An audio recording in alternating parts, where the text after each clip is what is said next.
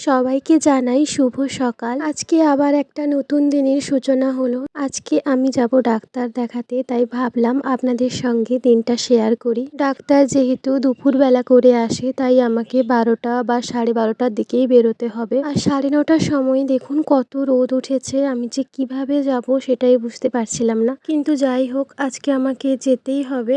আর কয়েকদিন ধরে এত রোদ হচ্ছে আর বৃষ্টি তো একদম হচ্ছেই না। আর ধান কাটার সময় প্রচণ্ড বৃষ্টি হয়ে চাষিদের কত ক্ষতি করে দিল। আমাদের বাড়িতেও অনেক ধান নষ্ট হয়ে গেছে, আমার মামা বাড়িদেরও অনেক ধান নষ্ট হয়ে গেছে। ওই ধানগুলো হয়তো বিক্রি হয়ে যাবে, কিন্তু চাষিরা প্রাপ্য মূল্য পাবে না। আর এগুলো দেখুন শিমুল তুলো। বাইরে থেকে এসে এত গরম করছে, তাই একটু ফ্যানের তলায় বসলাম।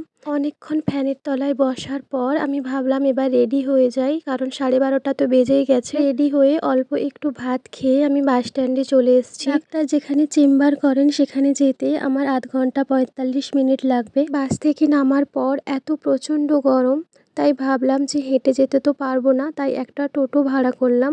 আর ডাক্তার চেম্বারও করেন বাস স্ট্যান্ড থেকে অনেকটাই ভেতরে, তাই ভাবছিলাম যে যাওয়ার সময় তো টোটো পেলাম, কিন্তু আসার সময় টোটো পাবো কিনা, কারণ এখন 1:10-15 বাজে। তার মধ্যেই দেখুন দোকানপাট প্রায় বন্ধ হয়ে গেছে। কখন বাড়ি ফিরবো তার ঠিক নেই। আর 21 নম্বরে আমার নাম ছিল।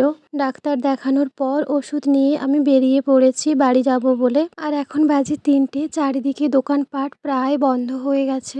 আর কিছু যে কিনে খাবো সেরকম কোনো দোকানও খোলা ছিল না। ভাগ্য ভালো, বাস স্ট্যান্ডে আসার সঙ্গে সঙ্গেই আমি বাস পেয়ে গেছি। বাস থেকে নামতে নামতে 3:45 হয়ে গিয়েছিল। আর এত রোদ বাইরে, তাই মামি আমাকে বাজার থেকে এনেছে। বাইরে থেকে এসে খাওয়া দাওয়া করে কিছুক্ষণ রেস্ট নিয়ে আমি আর মামি চলে গিয়েছিলাম মাঠে গরু আনতে। মাঠ থেকে ফেরার পর আরও বেশি করে গরম যেন মনে হচ্ছে। তো আমার গরমকাল তো এই জন্যই একেবারেই পছন্দ নয়, গরমকালে কোথাও বেরোনোই যায় না। আপনাদের এখন একটা জিনিস শেয়ার করছি, সেটা হলো এই জিনিয়া গাছগুলো আমি অনেক দিন আগেই বসিয়েছিলাম আর এখন ফুল হচ্ছে। তো আজ এতটুকুই, দেখা হচ্ছে অন্য একটা ভিডিওতে।